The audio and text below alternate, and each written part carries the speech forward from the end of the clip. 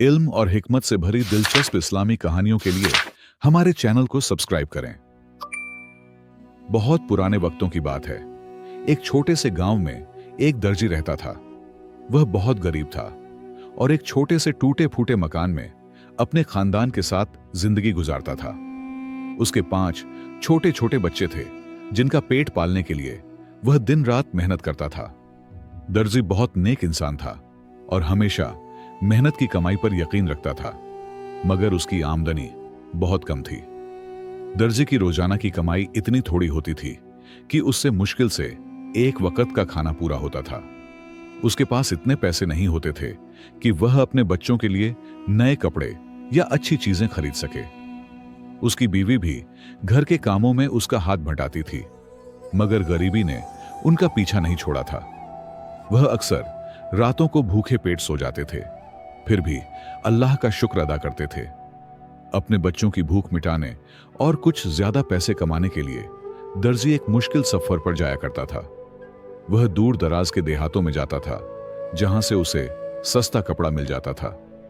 वह उन सस्ते कपड़ों को खरीदकर अपने घर लाता, फिर उन्हें बड़ी मेहनत से सीता और बाजार में जाकर बेच देता। यह सफर बहुत थका देने वाला होता था, लेकिन वह अपने बच्चों की खातिर सब कुछ बर्दाश्त करता था। एक दिन की बात है, दर्जी अपना काम खत्म करके वापस घर आ रहा था। वह सहरा के रास्ते से गुजर रहा था और सूरज ढलने वाला था। उसका जिस्म थकान से चूर था और उसे सख्त प्यास लगी हुई थी। अभी वह रास्ते में ही था कि अचानक उसे कुछ खतरनाक आवाजें सुनाई दी। उसने मुड़कर देखा तो भूखे भेड़ियों का एक घोल उसकी तरफ तेजी से बढ़ रहा था। भेड़ियों को अपनी तरफ आते देखकर दर्जी बहुत खौफजदा हो गया। उसने इधर उधर देखा कि कोई ऐसी जगह मिल जाए जहां वह छिपकर अपनी जान बचा सके।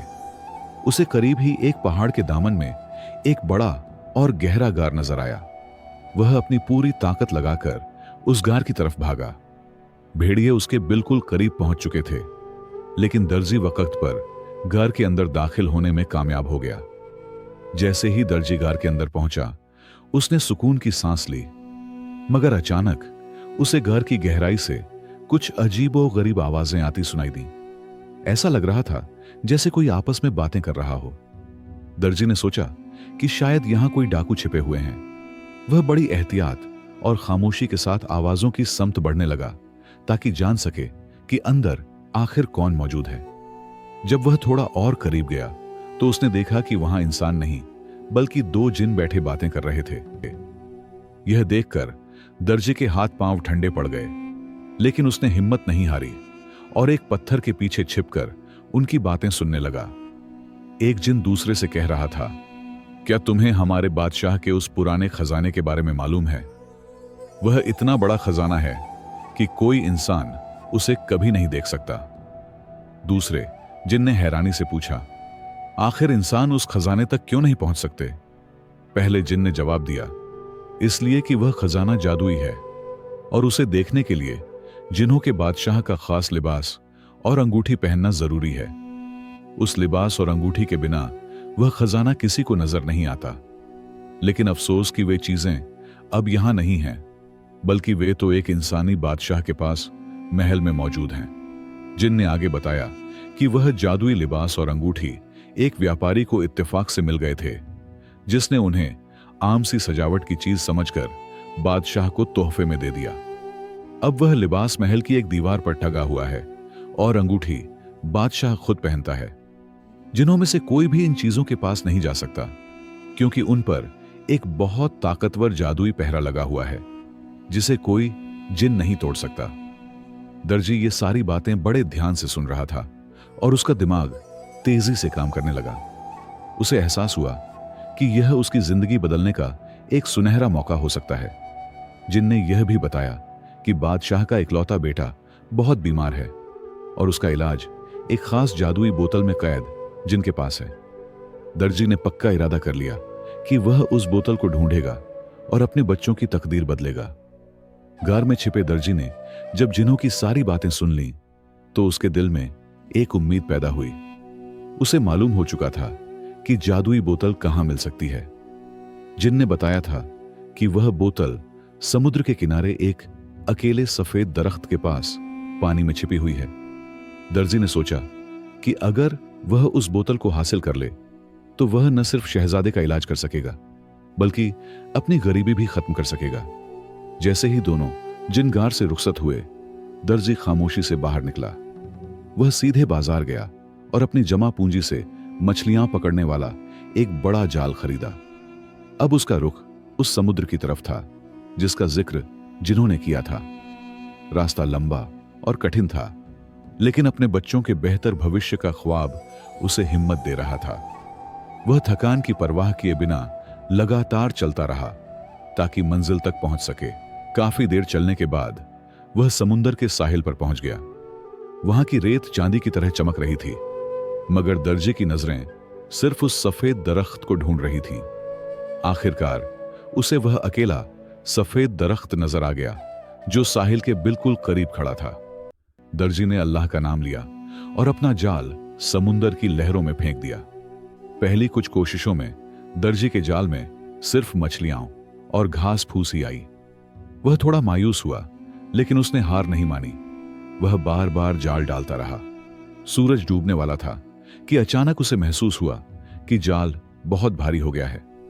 उसने पूरी ताकत लगाकर जाल को खींचा।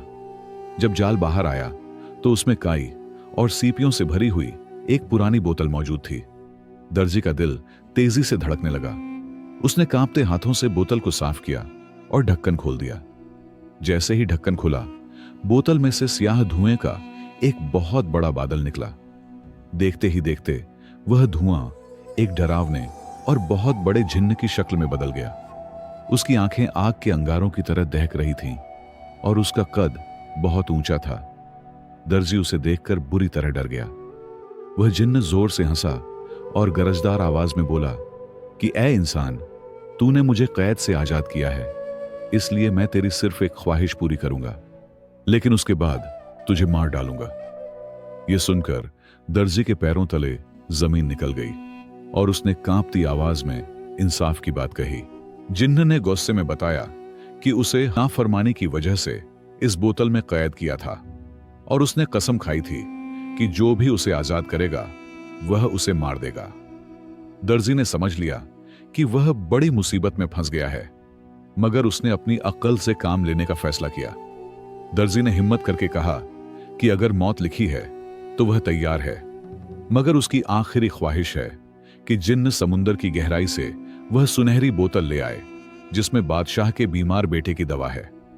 जिन्न ने कहा कि यह उसके लिए आसान काम है और वह अभी लेकर आता है।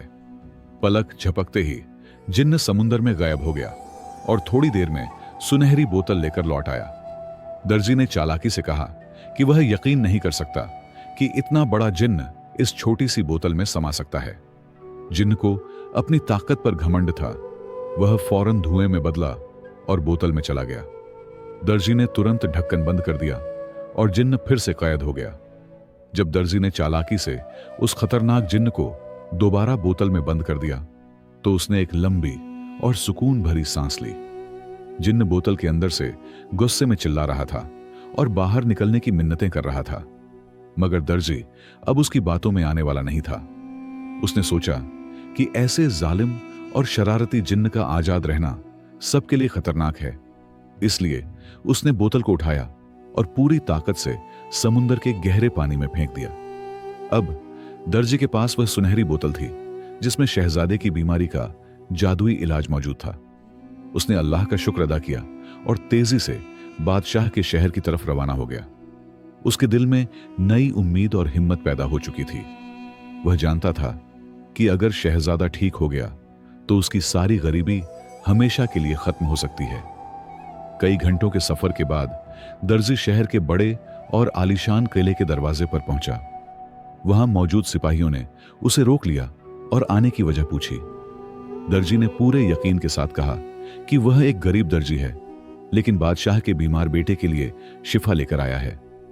पहले तो सिपाही हंसे, मगर उसके यकीन को देखकर उसे अंदर ले गए।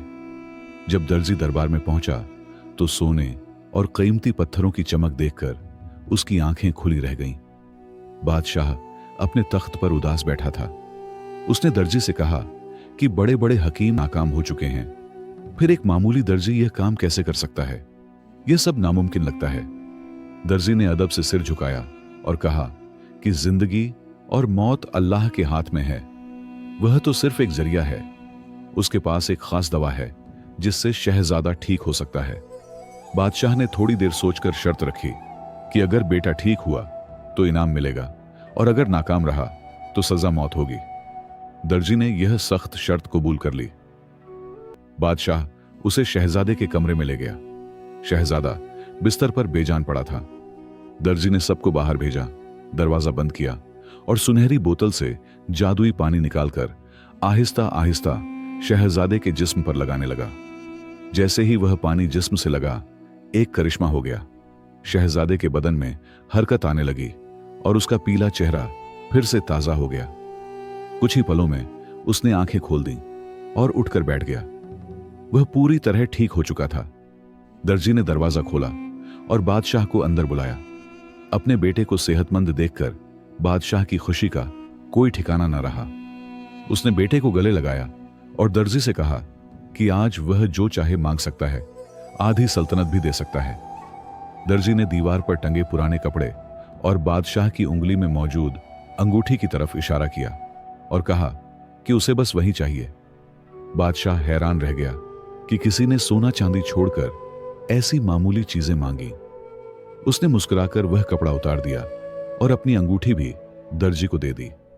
साथ ही उसके थैले को सोने के सिक्कों से भर दिया ताकि वह आराम की जिंदगी गुजार सके। दर्जी ने अंगूठी पहन ली और जादुई कपड़ा अपने पास रख लिया। उसने बादशाह का शुक्रिया अदा किया और महल से बाहर निकल आया। उसका दिल खुशी से भरा हुआ था। उसे याद था कि यही कपड़ा और अंगूठी जिन्हों के खजाने की असली चाबी है और अब उसकी मंजिल उस महान खजाने तक पहुंचना थी। जब दर्जी बादशाह के महल से निकला तो उसके कदम जमीन पर नहीं टिक रहे थे। उसके पास अब बहुत सारा सोना, चांदी और वह दो खास चीजें थीं जिनका राज सिर्फ वही जानता था। उसने जल्दी जल्दी अपने गांव का रास्ता लिया क्योंकि वह अपने घर वालों को यह खुशखबरी सुनाने के लिए बेकरार था। जब वह अपने छोटे से घर के करीब पहुंचा तो उसने अपने बच्चों को बाहर खेलते देखा। भूख और कमजोरी की वजह से वे मुरझाए हुए लग रहे थे। जैसे ही बच्चों ने अपने वालिद को देखा, वे दौड़कर उनसे लिपट गए। दर्जी की आंखों में आंसू आ गए जब उसने अपनी बीवी को दरवाजे पर खड़े उम्मीद भरी नजरों से उसकी तरफ देखते हुए पाया। दर्जी घर के अंदर गया और अपना थैला मेज पर उलट दिया। जैसे ही सोने के सिक्के और जवाहरात बाहर गिरे, पूरा कमरा उनकी चमक से रोशन हो गया। उसकी बीवी और बच्चे यह मंजर देखकर हैरान रह गए। बीवी ने पूछा कि यह सब कहां से आया, तो दर्जी ने मुस्कुराकर अपनी पूरी कहानी सुनाई और इसे अल्लाह का फजल बताया। उसने बीवी को कुछ सोने के सिक्के दिए और कहा कि बाजार जाकर बेहतरीन खाना, फल और बच्चों के लिए नए कपड़े ले आए। बीवी खुशी खुशी बाजार गई और थोड़ी ही देर में घर दस्तरख्वान से भर गया। बच्चों ने जी भरकर खाना खाया और कई सालों बाद उस घर में सुकून की नींद आई। सबके सो जाने के बाद दर्जी खामोशी से उठा और अपनी पुरानी सिलाई मशीन के पास बैठ गया। उसने वह जादुई कपड़ा निकाला जो वह महल से लाया था। देखने में वह आम था, लेकिन चांदनी में सितारों की तरह चमक रहा था। दर्जी ने सोचा कि अगर इसे पहनकर ही खजाना मिल सकता है तो इससे एक खूबसूरत अबा बना लेनी चाहिए। उसने पूरी महारत से उस जादुई कपड़े को काटा और सीना शुरू किया। वह सारी रात काम करता रहा और उसे महसूस हुआ जैसे कपड़ा खुद उसके हाथों में ढल रहा हो। सूरज निकलने से पहले उसने एक बेहद नफीस और शाही अबा तैयार कर ली, जैसी शायद किसी बादशाह के पास भी ना हो। अब बारी अंगूठी की थी। दर्जी ने वह जादुई अंगूठी अपनी उंगली में पहन ली। जैसे ही अंगूठी पहनी, उसे अपने जिस्म में अजीब सी ताकत महसूस हुई। उसे जिन्हों की बातें याद आईं कि इस अंगूठी के बिना खजाने का दरवाजा नहीं खुल सकता। उसने अल्लाह से दुआ की कि वह उसे इस सफर में कामयाबी दे। दर्जी ने जादुई अबा पहनी, आंखें बंद की और अंगूठी पर हाथ रखकर उस जगह का तस्वुर किया जहां जिन्हों के बादशाह का खजाना छुपा था। अचानक तेज हवा चली और उसे लगा जैसे वह उड़ रहा हो।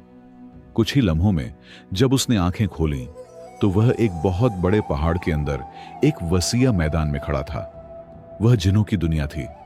बड़े बड़े जिन पहरा दे रहे थे, जिनके हाथों में आग के नेजे थे। मगर दर्जी को किसी ने नहीं देखा, क्योंकि जादुई अबा उसे छुपाए हुए थी। वह खामोशी से उनके बीच से गुजरने लगा और उसका दिल जोर जोर से धड़क रहा था।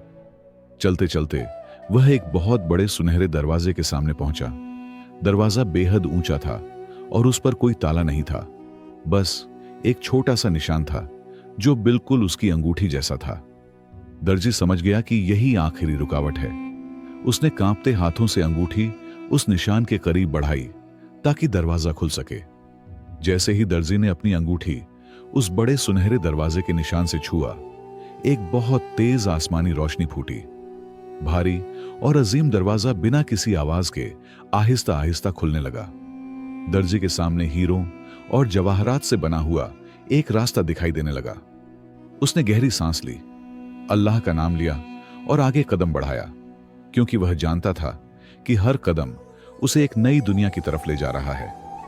जैसे ही वह अंदर दाखिल हुआ, उसने देखा कि वहां बड़े बड़े कदावर जिन्नात खड़े हैं। उनकी आंखें जलते हुए कोयलों की तरह सुर्ख थीं और उनके जिस्म पहाड़ों जैसे मजबूत और डरावने थे। वे सब पहरे पर थे और किसी अजनबी को अंदर आने की इजाजत नहीं थी। दर्जी एक लम्हे को ठिठक गया, मगर उसे याद आया कि जादुई अबा उसे सबकी नजरों से छुपाए हुए है। दर्जी ने हिम्मत बांधी और उन खौफनाक पहरेदारों के बिल्कुल करीब से गुजरने लगा, जिन उसे देख नहीं पा रहे थे, लेकिन वह उनकी सांसों की गर्मी महसूस कर सकता था। दिल जोर जोर से धड़क रहा था, फिर भी वह खामोशी से चलता रहा और उस बड़े हाल के आखिर तक पहुंच गया। वहां उसके सामने एक और दरवाजा था, जो पहले वाले से छोटा था, लेकिन बहुत ज्यादा खूबसूरत और रौबदार था। उस पर किसी कदीम जबान में कुछ लिखा हुआ था। उस दरवाजे के सामने एक बहुत बूढ़ा जिन बैठा था, जिसका चेहरा नूर से भरा हुआ था और दाढ़ी बर्फ की तरह सफेद थी। उस बूढ़े जिन की आंखों में गुस्सा नहीं, बल्कि अजीब सा सुकून और दानाई थी। दर्जी को महसूस हुआ कि यह आम जिन नहीं, बल्कि कोई बहुत बड़ा हाकिम या हकीम है। जैसे ही दर्जी रुका, बूढ़े जिन ने आंखें खोलीं और सीधे उसकी तरफ देखने लगा। दर्जी हैरान रह गया कि जादुई अबा के बावजूद वह उसे कैसे देख पा रहा है। बूढ़ा जिन मुस्कुराया और गहरी आवाज में बोला कि यह अबा दूसरों की नजरों से तो छुपा सकती है, मगर उसकी बसीरत से नहीं। उसने कहा कि उसे मालूम है दर्जी कौन है और यहां क्यों आया है, इसलिए डरने की जरूरत नहीं। दर्जी ने अदब से सलाम किया।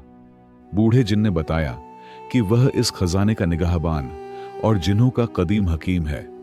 उसने कहा कि हजारों सालों में पहली बार कोई इंसान यहां तक पहुंचा है और यह उसकी अकल, सब्र और नेक नियत की वजह से मुमकिन हुआ है। हकीम जिन ने समझाया कि खजाना हासिल करना बड़ी बात नहीं, असल बात उसे संभालना है। दौलत इंसान को बदल देती है। वह चाहे तो इंसान को नेक और सखी बना दे या जालिम और मगरूर। आज दर्जी को तय करना है कि वह कौन सा रास्ता चुनेगा। दर्जी ने आजीजी से कहा कि उसने गरीबी और भूख को बहुत करीब से देखा है। वह दौलत सिर्फ इसलिए चाहता है ताकि अपने बच्चों को बेहतर जिंदगी दे सके और उन लोगों की मदद कर सके जो उसी की तरह मजबूर हैं। उसे लालच नहीं, बस सुकून चाहिए। बूढ़ा जिन उसकी बात सुनकर खुश हुआ और बोला कि जो शख्स शुक्र करता है, अल्लाह उसे और देता है। उसने हाथ उठाया और दरवाजा खुद ब खुद खुल गया। दर्जी ने अल्लाह का शुक्र अदा किया और अंदर कदम रखा, जहां सोने के पहाड़, हीरों की नदियां और अनगिनत कीमती पत्थर उसकी आंखों को चकाचौंध कर रहे थे। जब दर्जी उस अजीम और शानदार कमरे के अंदर पहुंचा, तो उसे अपनी आंखों पर यकीन नहीं आया। हर तरफ सोना ही सोना बिखरा हुआ था। बड़े बड़े बर्तनों में सुर्ख याकूत और सब्ज झुमर्रुद भरे थे, जो सितारों की तरह चमक रहे थे। दर्जी ने जिंदगी में कभी ऐसा मंजर नहीं देखा था और वह कुछ देर खामोश खड़ा अल्लाह की कुदरत का करिश्मा देखता रहा। उसे बूढ़े जिन की नसीहत याद थी। उसने दिल में सोचा कि उसे उतना ही खजाना लेना चाहिए जितना वह आसानी से उठा सके। उसने अपना पुराना थैला निकाला और बहुत इत्मीनान से उसमें सोने के सिक्के और कुछ कीमती जवाहरात रखने लगा। उसके दिल में जरा भी लालच नहीं था कि सब कुछ समेट ले। जब थैला भर गया तो उसने बाहर निकलने का फैसला किया। जैसे ही वह पलटा, उसे लगा मानो जवाहरात उसे पुकार रहे हों, मगर उसने नजरें झुका लीं और सीधा बूढ़े जिन के पास पहुंच गया। हकीम जिन उसे देखकर मुस्कुराया और बोला कि तुम सच में नेक इंसान हो। बहुत से लोग यहां आकर लालच में अपनी जान गंवा देते हैं। बूढ़े जिन ने उसे दुआ दी और कहा कि उसकी नीयत साफ है, इसलिए यह दौलत उसके लिए बरकत बनेगी। उसने कहा कि अब अंगूठी पर हाथ रखो और अपने घर का तसव्वुर करो। दर्जी ने आंखें बंद की और अपने बच्चों के चेहरे याद किए। उसे एक पल के लिए चक्कर सा आया और फिर सब कुछ थम गया। जब उसने आंखें खोलीं तो वह अपने उसी पुराने छोटे से घर में था। उसकी बीवी और बच्चे सामने सो रहे थे। दर्जी ने सजदा करके अल्लाह का शुक्र अदा किया और फिर भारी थैले को एक महफूज जगह पर रख दिया। अब उसके पास इतनी दौलत थी कि वह अपने पूरे शहर की गरीबी दूर कर सकता था। अगली सुबह दर्जी ने अपने लिए और बच्चों के लिए एक बड़ा और खूबसूरत महल बनवाने का इरादा किया। उसने बेहतरीन मीमारों और कारीगरों को बुलाया और थोड़े ही वक्त में एक आलीशान किला तैयार हो गया। उसके बागों में रंग बिरंगे फूल और मीठे फलों के दरख्त थे और दर्जी की जिंदगी पूरी तरह बदल चुकी थी। महल में रहने के बाद उसने सबसे पहला काम यह किया कि एक बहुत बड़ा दस्तरख्वान लगवाया। उसने ऐलान कर दिया कि शहर का कोई गरीब या मुसाफिर भूखा नहीं रहेगा। वह रोज सैकड़ों लोगों को खाना खिलाता और उनकी मदद करता। लोग उसकी सखावत की मिसालें देने लगे। उसने कभी अपने पुराने दिन नहीं भुलाए और अक्सर अपनी पुरानी सिलाई मशीन देखकर बच्चों को मेहनत और अल्लाह पर भरोसे का सबक देता था। जब उसकी शोहरत फिर से बादशाह तक पहुंची तो बादशाह ने उसे दरबार में बुलाया और मुल्क का सबसे मुअज्जिज शहरी होने का खिताब दिया। तो प्यारे दोस्तों, इस कहानी से हमें यह सबक मिलता है कि इंसान कितना ही गरीब क्यों ना हो, उसे कभी हिम्मत नहीं हारनी चाहिए। मेहनत, ज़हनियत और अल्लाह पर कामिल भरोसा ही वे कुंजियां हैं जो कामयाबी के बंद दरवाजे खोल देती हैं। अगर कहानी अच्छी लगी हो तो लाइक जरूर करना और एक प्यारा सा कमेंट भी छोड़ देना। साथ ही ये भी बताना कि आप किस शहर या किस मुल्क से ये वीडियो देख रहे हैं। अपनी दुआओं में याद रखना। इंशाअल्लाह फिर मिलेंगे एक नई कहानी के साथ। तब तक के लिए अल्लाह हाफिज।